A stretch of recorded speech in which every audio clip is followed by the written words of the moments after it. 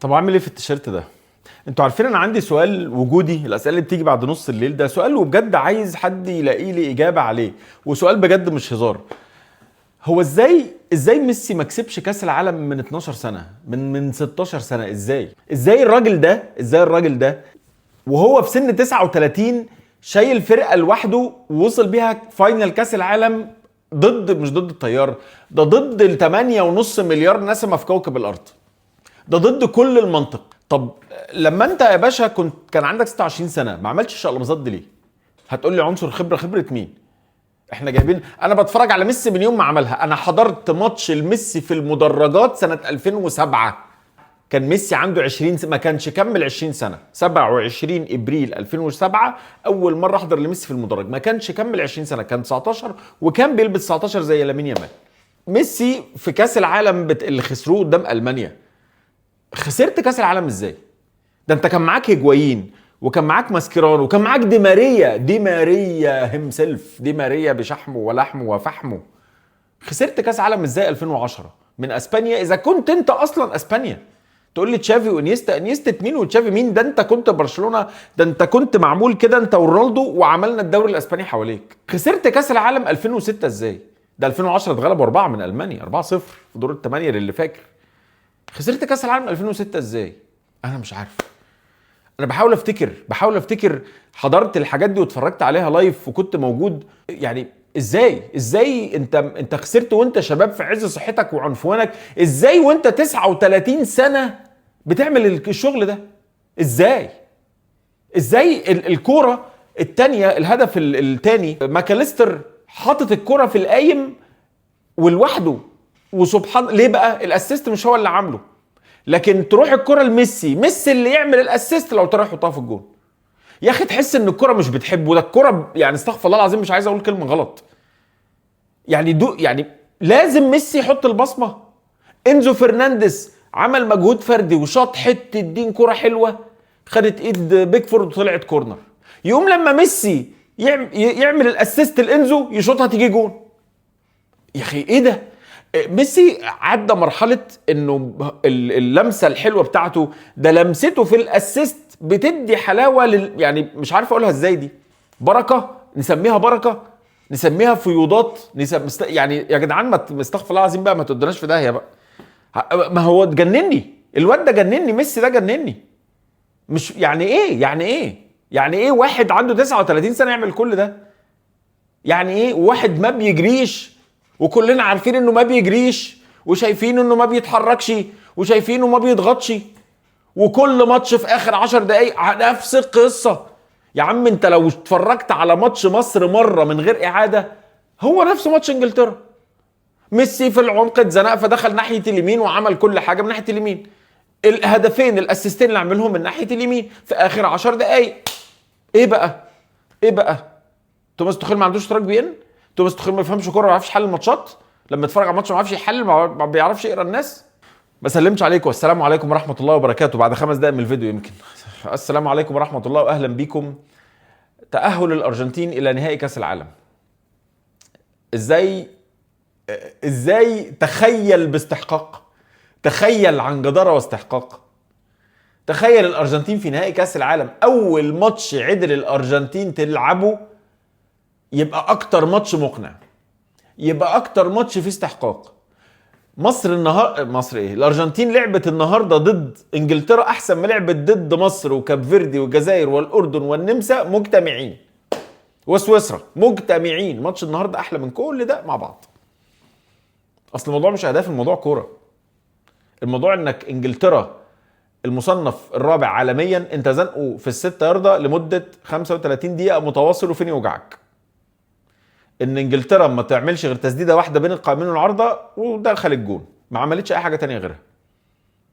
انك راكب الماتش معنويا ونفسيا وفنيا وكرويا واخلاقيا وضربيا وخنائيا وكل حاجه. الارجنتين عملت كل حاجه النهارده، عملت كل حاجه بطريقه غريبه جدا. والراجل ده اللي انا يعني مش عايز البس التيشيرت بتاعه، الراجل ده يعني انت ازاي ما كسبتش كاس العالم من اول ما ابتديت كوره؟ من اول يا سيدي بلاش 2006، من 2010 للنهارده انت كنت فين؟ يا عم بلاش كاس العالم، كوبا امريكا. ميسي اول كوبا امريكا يكسبها كانت 2021، اول كوبا امريكا يكسبها. ولعبوا له كوبا، ده عملوا له كوبا امريكا الذهبيه، لعبوا له 2015. لا استنى، كانت بتلعب الاول في السنين الفرديه، بعد كده كان فضل يخسر يخسر يخسر، جت 2015 خسرها. كانت بتلعب كل 4 سنين، قال لك هنعملها كل سنتين. بعدين قال لك هنعمل في 2016 الكاس الذهبيه احتفالا بمرور 100 عام. اخلي عشان المايك لو الصوت سوري ده ما اتظبطش. لو هنعمل باحتفال بمناسبه احتفال مرور 100 عام على كوبا امريكا، هنعمل بطوله استثنائيه، خسرها ضربات جزاء من تشيلي برضه. قال لك طب هنعملها كل سنتين، خسرها. قال لك طب هنعملها سنين زوجيه، فقلبناها بقت بتلعب بعدها بسنه على طول، كسبها. اتلعبت تاني، كسبها. انت كنت فين بقى؟ يعني ميسي ممكن اقول لك انه خسر بتاع مثلا ايه 5 كوبا امريكا، يعني ميسي اشترك في 8 مثلا، كسب 2 وخسر 5 او 6 حاجه زي كده. خسرهم ازاي؟ خسرهم ازاي؟ خسر 3 كاس عالم ازاي؟ ولا 4 كاس عالم؟ خسرهم ازاي؟ اذا كان البني ادم اللي عنده 39 سنه، هقعد اعيد في الجمله، بيعمل الشقلباظات دي، اي حاجه في رجله ماشيه. الشوط الاولاني مسك بيلينغهام وهاري كين في لعبه واحده، طقشوا في بعض في لعبه واحده. ايه المجرم ده؟ وبعدين يعني يراهنك يعمل نفس الحركه تاني جوه نفس الماتش. يعني انا افهم انك ممكن يعمل عليك الحركه، عملها في ماتش مثلا مصر، فجت عملها هنا فيك فغيظك. لا، ده عملها في نفس الماتش. كم كورنر اتلعب بنفس الطريقه؟ كم كورنر النهارده جه الارجنتين من الناحيه الشمال، يروح لعبها قصيره 1 2 مع واحد ويخش يخترق هو، او يرجعها لسن ال 18. كم واحده عملها كده؟ اشوف لك كم كورنر النهارده جه الارجنتين. شوف انت كم كورنر جه الارجنتين. مش ممكن يا عمي، ده يعني تراهني اضربه هو على قفاه. بيلزق المنتخبات، كل المنتخبات بيقعد يضرب كل المنتخبات على قفاها، والمنتخبات بتشتري، والمنتخبات بتلبس، والمنتخبات بتخبط دماغها في الحيط بطريقه لا تعقل، لا تعقل. انا وصلت مرحله ذهول. انا بحب ميسي جدا، قلت لكم الكلام ده، بس انا واصل لمرحله ذهول. انا يعني فات نص ساعه على الماتش، انا مش مصدق يا جماعه. طب يا عم احنا مصر عالم ثالث، احنا والاردن والجزائر والنمسا، واحنا دول عالم ثالث يا عم، وكاب فيردي ده كاب فيردي عالم خامس بقى، وملناش في الكوره، مستجدين في كار كاس العالم. طب انجلترا، وانجلترا اصلا توماس توخيل ده ليه حساب تاني على جنب. ده حسام حسن ده بطل. هقعد اقرفكم بمصر. حسام حسن ده بطل، ده معلم، ده عميد، ويترقى يبقى لواء. توماس توخيل جاب الجون في الدقيقه 55، رجع دافع في الدقيقه 55، رجع يدافع وما عملش جنس هجمه، على شرط عنده مين في الدكه؟ راشفورد اللي نزل في الدقيقه 95. نزل في الدقيقه 95، نزل راشفورد بعد الجون الثاني، نزل راشفورد وايفان توني واورايلي، ادي 3، 2 مهاجمين 1 وينجر، ادي 3. بره في مين؟ بره في ساكا ومدويكي واولي واتكنز. 6 في الخط الامامي ما فكرش يلعب بيهم. 6 و6 ايه؟ 6 دوري انجليزي، 6 انجليز من التوكيل يعني. وراشفورد بيلعب في برشلونه، ايفان توني في السعوديه بس هداف الدوري السعودي. ايفان توني، راشفورد، اورايلي، واتكنز، وساكا ومدويكي.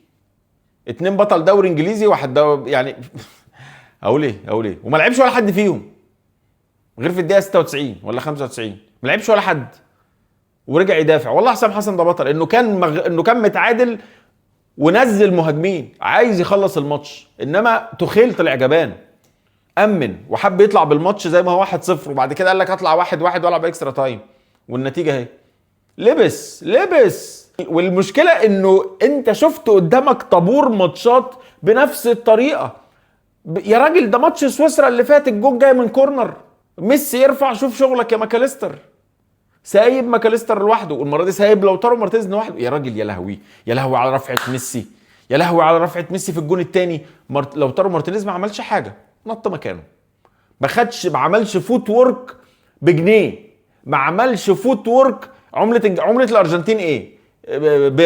اسمها ايه؟ بيتزا ولا اسمها ايه؟ ولا بيزو.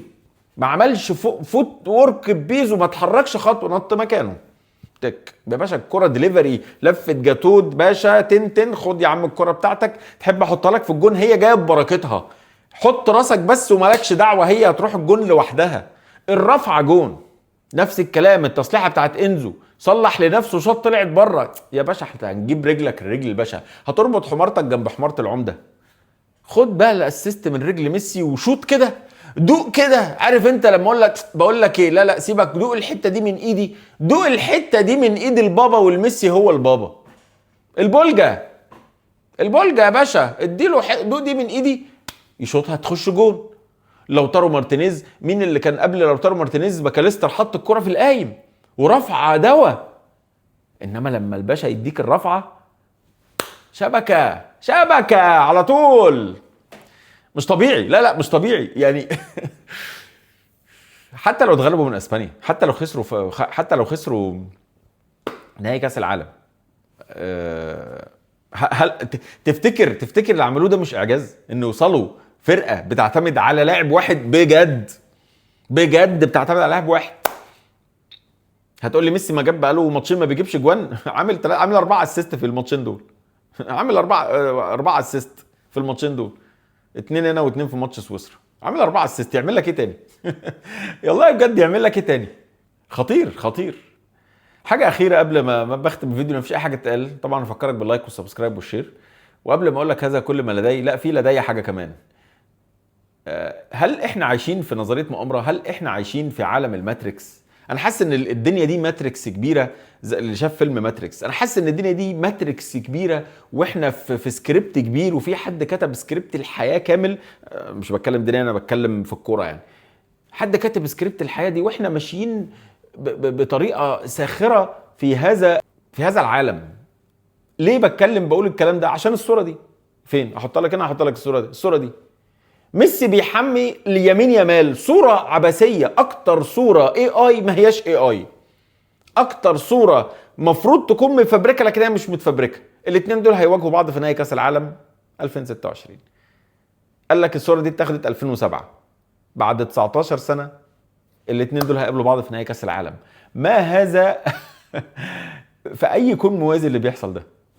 يعني انت هو ايه اللي يخلي لاعب مهاجر مغربي يعني من اصول عربيه وافريقيه يروح برشلونه عشان لاعب في برشلونه ما هواش النجم 2007؟ انا قلت لك، حضرت في اول فيديو، حضرت ماتش الميسي في 2007 ما كانش النجم، كان في رونالدينيو وكان في ايتو وكان في ديكو البرتغالي وليليان تورام. كل دول كانوا نجوم على ميسي، ده غير كارلوس بيول اللي هم الناس الاسبان بقى. كل دول كانوا نجوم على ميسي ما كانش نجم برشلونه، كان بيلبس 19. بقول لك كان في رونالدينهو صامويل ايتو. فمنين ده اللي هو مش نجم الفرقه يجيبوه يحمي واحد مهاجر من اصول عربيه افريقيه، يحميه في طشت؟ صوره عبثيه. ويحميه ليه اصلا؟ والشخص ده ليه اصلا؟ وش معنى يحميه؟ ليه ما يتصورش جنبه؟ انت لاعب كوره وانت عايزه يبقى لاعب كوره، ليه ما يعني يقوم ده يطلع اعظم لاعب في التاريخ، والتاني في سن صغير في نفس السن بفرق الزمني، انه اللي كان لابس 19 فده اللي كان لابس 19 فتعدي 19 سنه، فده يلبس 19 ويقابله بعد 19 سنه في نهائي كاس العالم. يعني اديني عقلك وامشي حافي. انا مش عارف، انا خايف من الصوره دي.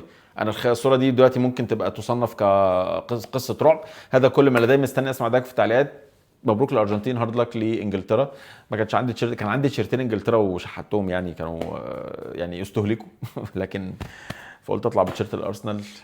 شكرا، نشوفكم في فيديو جديد باذن الله. ما تنساش اللايك والسبسكرايب والشير.